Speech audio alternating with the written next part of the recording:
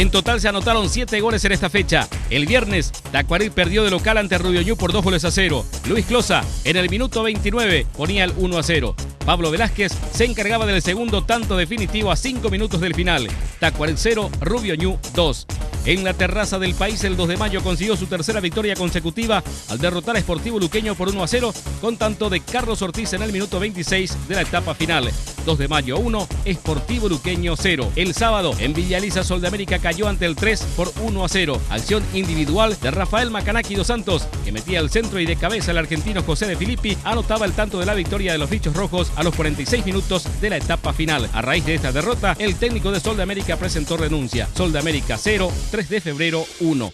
En el estadio Dr. Leos, Nacional, que ofició de local, derrotó al 12 de octubre por 1-0, con el tanto de Marcos Melgarejo sobre 8 minutos del primer tiempo. Nacional 1, 12 de octubre 0.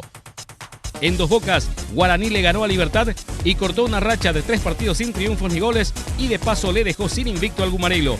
17 minutos del primer tiempo, Herme Valdés conectaba el centro y Jonathan Fabro se encargaba del bombazo para anotar el tanto de la victoria. Fabro fue expulsado a los 39 del complemento tras una falta contra Ismael Venegas. Guaraní 1, Libertad 0. En el estadio Defensores del Chaco, Cerro Porteño se quedó con el súper incidentado clásico al derrotar a Olimpia por 1-0. El honor es de Cerro, que no solo consiguió quedarse con la victoria, sino que festejó su primer triunfo en el torneo Clausura. El solitario gol lo hizo Darío Caballero en contra de Subaya a los 25 minutos del primer tiempo. Terminaron expulsados Miguel Torrén, Jorge Brites y Pedro Troglio en el equipo de Cerro Porteño. En Olimpia, Darío Caballero, David Vargas, Osvaldo Vizcarrondo y el técnico Carlos Alberto Quise. Cerro Porteño 1, Olimpia 0.